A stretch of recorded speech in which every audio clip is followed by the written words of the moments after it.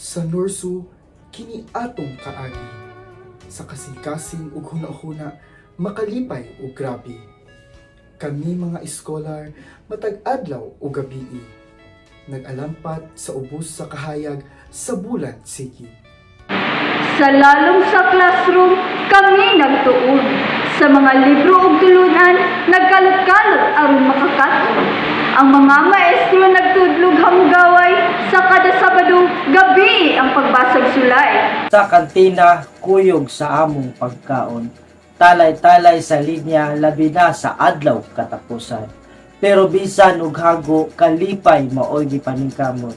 Kay sa edukasyon, kami may pag-asa aron ang pangandoy makabot.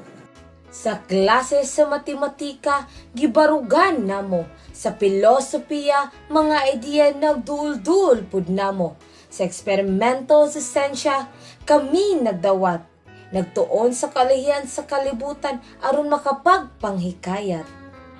Sa kolehiyo kami naghulat sa mosunod nga higayon, nadala sa kahibulungan, pangandoy o paglaom.